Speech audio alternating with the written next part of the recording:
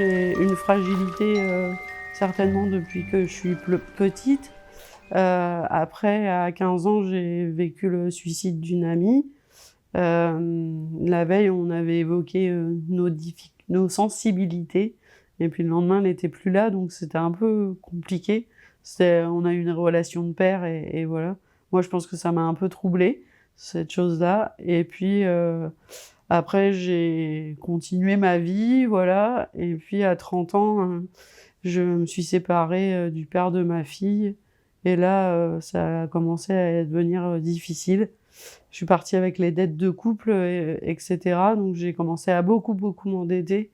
J'étais aide à domicile. Ma fille était toute petite. Et du coup, j'ai fait ma première tentative fin 2009 pendant les fêtes. Alors ce Noël-là, en fait, j'avais plus d'argent et je pouvais pas lui offrir de cadeaux j'étais vraiment très mal. Voilà. Et puis, début 2010, j'ai été hospitalisée en psychiatrie. Et puis là, j'ai fait plusieurs TS. En fait, dès que j'avais une perme, je rentrais chez moi. Et là, j'avais des coupures d'élec. C'était en plein mois de janvier. Je rentrais, j'avais plus d'élec. Donc ça, plus des nouvelles factures. Enfin voilà, donc c'était un cercle vicieux. Et à chaque fois, je faisais une nouvelle tentative. Et voilà. Et après, il y a tout le suivi en psychiatrie qui a commencé. Et du coup, ça m'a pas mal apaisée. On a mis en place une curatelle à ma demande pour régler tout l'aspect financier et puis aussi me protéger de mon ex-conjoint, du coup. Et ça, déjà, ça a commencé à aider un peu. Après, la maladie, elle est tout le temps là. Et à cette époque-là, il faut vraiment que je lutte contre toutes mes émotions et tout ce que je vis encore au quotidien. J'étais encore aide à domicile, mais ça se passait pas bien au travail. Enfin voilà, il y avait tout un tas d'éléments toujours qui revenaient perturber. Et puis en 2012, là ça a été très compliqué et là j'ai fait une tentative qui a été beaucoup plus importante où je me suis réveillée en réa, enfin en soins intensifs et là en fait ils se sont rendus compte que ça allait pas du tout, donc j'ai été héliportée à Poitiers et l'hélicoptère a attendu voir si à Poitiers ils avaient un traitement et sinon j'aurais été transférée à Tours pour une greffe. Enfin voilà, c'était assez. Donc là ça a été difficile encore et de sortir de ça là, de cette honte et du désespoir. Enfin voilà. Après, j'avais la curatrice et puis ma psychiatre qui était très à l'écoute. Là, on a posé à ce moment-là un diagnostic et puis j'ai pu avoir droit aussi à une pension d'invalidité, etc. Parce qu'à chaque fois, j'avais pas de revenus, quoi. Donc, c'était compliqué. Donc, ça a stabilisé un peu la situation. Et puis après, ça, au fur et à mesure, ça va s'arranger. Mais le soutien, vraiment, des professionnels et puis de mes proches aussi, ça met du temps. Après, 2018, c'était la dernière tentative, mais là déjà, je pense que j'avais déjà commencé à retrouver un peu plus d'élan. Pendant plusieurs années, je souriais plus en fait, et là, le sourire, ça a commencé à revenir à ce moment-là, et voilà. Donc il y a plein de choses qui avancent progressivement avec le temps. Après, je pense que tous les jours, en fait, ça s'améliore. Mais, euh, mais voilà, enfin, c'est quand même encore un travail de longue haleine. Et puis maintenant, ce qui a changé, c'est que quand je commence à me sentir en difficulté ou plus fragile, moi, je demande des nouvelles hospitalisations, en fait, où je me mets en arrêt parce que je sens que là, je commence à devenir trop sensible ou trop vulnérable et que du coup, je me recrée mon cocon et puis après, je m'apaise et puis je repars, quoi. Je pense que je vis les choses encore plus intensément qu'avant.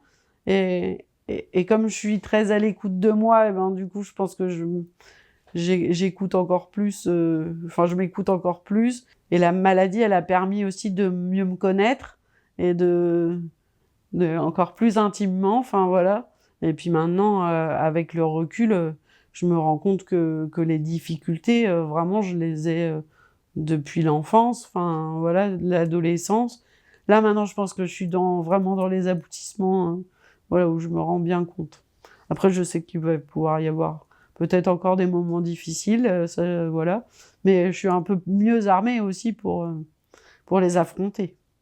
En fait, je pense que j'aurais pas eu la maladie, je me serais pas connue comme ça, j'aurais pas eu toutes ces étapes-là, je me serais pas connue du tout de cette façon-là, et, euh, et du coup, ça a changé beaucoup de choses aussi sur mon regard et sur le regard sur moi-même, et, euh, et ça m'a permis de faire des grandes choses, donc c'est plutôt chouette en fait, d'un truc très négatif, enfin voilà, qui est très difficile, bah, qu'on arrive à faire de tout ça une force, c'est plutôt chouette en fait. Il y avait aussi d'autres rêves, c'est que j'adore la musique et les concerts, et que du coup j'ai toute une liste de concerts, de groupes que je veux voir. Donc en fait, bah, je coche au fur et à mesure.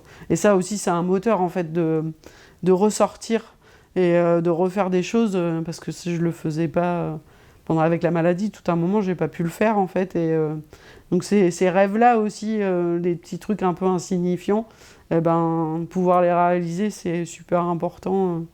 Quand je raconte, c'est mon histoire à moi, et c'est moi comment je l'ai vécu.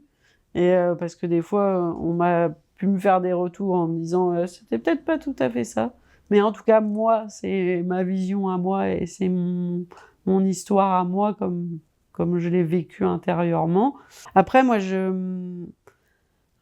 j'ai pas du tout maintenant de soucis pour en parler avec les autres, et même en témoigner publiquement, parce que ça, pour moi, ça permet de faire changer les choses aussi, les regards, tout ça, et que je pense que si on veut aider le plus de monde possible, il faut que tout le monde soit un peu sensibilisé à ça. Et, ça, c'est quelque chose qui est important pour moi, en fait, de faire bouger un peu les lignes. Et c'est aussi mon métier. Du coup, j'ai aussi une grande part une grosse mission qui est la lutte contre la stigmatisation. Et du coup, ça, c'est quelque chose qui me tient à cœur, de témoigner de ça. On en parle beaucoup aussi avec ma fille, enfin voilà, par rapport des fois à des amis à elle, ou voilà. Enfin, chez nous, c'est plus devenu un sujet tabou, en fait. C'est, et je pense que ça aide aussi à désamorcer pas mal peut-être de crises, en fait, d'être très libre d'en parler. Et, après, je sais qu'il y a encore des gens autour de moi que ça peut gêner, ou voilà, mais au fur et à mesure, on avance, et puis voilà. Moi, je n'ai plus honte de ça, en fait.